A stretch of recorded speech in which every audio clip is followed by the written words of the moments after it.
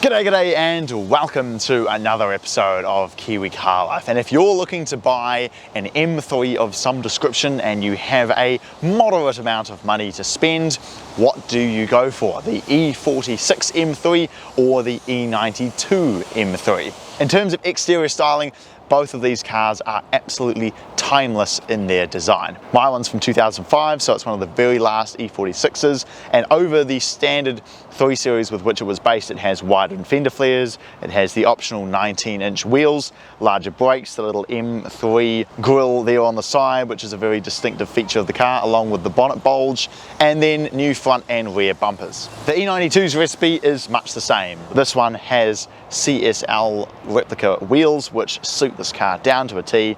It's got the little M3 strike down the side integrating the indicator, the more aggressive front end, and the side skirts and typical M-car quad exhausts around the back. It's pretty hard to choose between. Both of these are fantastic looking cars in my mind, some of BMW's finest. The E46 M3 has the S54, based on the M54, which came in the 325, the 330i and so on, but bored out to 3.2 litres, and it has a host of improvements. It revs to 8,000 RPM, has double Vanos and more aggressive camshafts, a freer flowing exhaust, and of course 6 individual throttle bodies, all fed by a massive intake plenum on the side. All of those modifications help to bump the power up from 170 kilowatt, which is what a 330 Ci would make, to 252 kilowatt.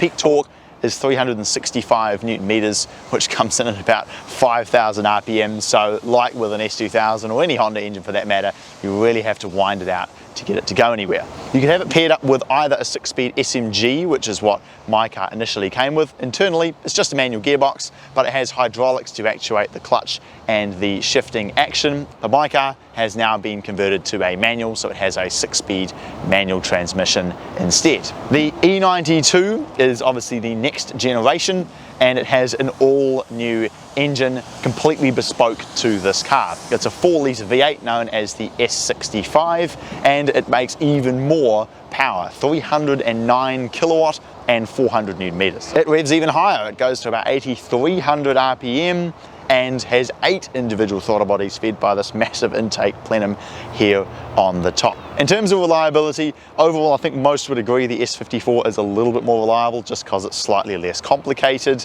but if you do the rod bearings and the throttle actuators on these V8s overall, so long as you warm them up and use the right oil, they tend to be reasonably reliable, as seen by this one, which has done nearly 160,000 kilometers. The E92 could be paired with a 6-speed manual like with mine, or with a new 7-speed dual clutch, which in many ways replaced the SMG in the earlier M cars. It also has the M differential and of course is rear wheel drive. One of the big advantages with the newer generation is the interior.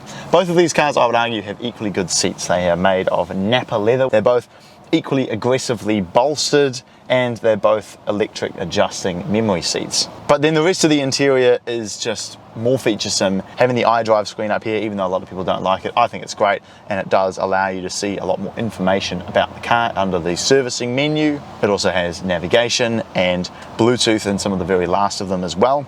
The gauges look equally cool in both of them. I like the way the lights sort of move around as the engine warms up. The steering wheel's a little bit better on the E92, and the pedals feel really, really good behind here as well. This one also has an ability to adjust the dampers. You can soften it up or make it a little bit firmer. And just the build quality on the E91 is a little bit better. It has a few extra features. It's got a little bit more room in the back.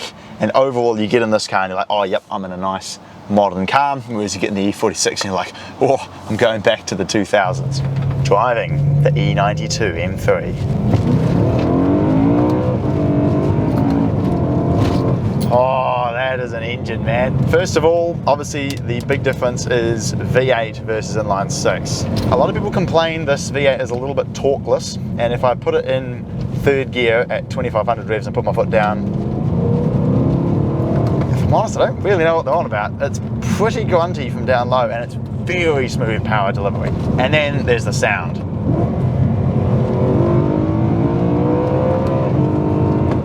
8,300 RPM. It really does drive just like a Honda V8 would. What a sound and what an engine. And it's paired up with one of the most masterful dual clutches in existence. The MDCT built by Getrag, oh, it just does exactly what you want. Up.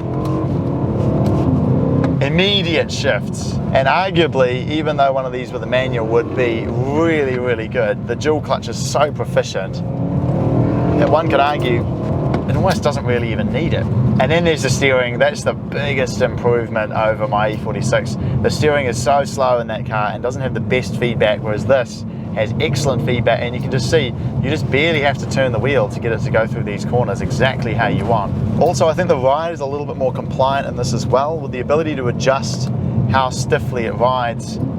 It means that you can kind of set it up how you want. And even in the stiffest setting like now, it's pretty firm, but it's not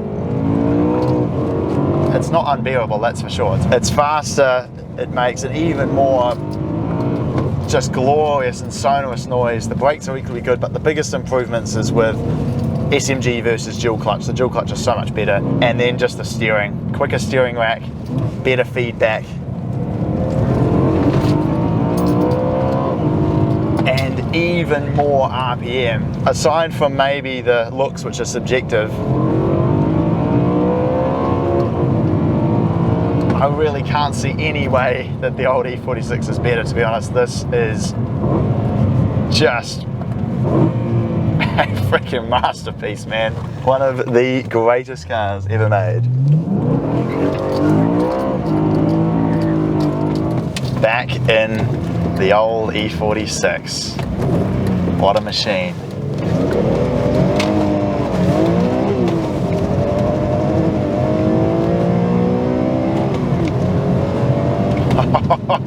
I must admit, the old straight six doesn't sound quite as exotic as the V8, but it's not a bad noise.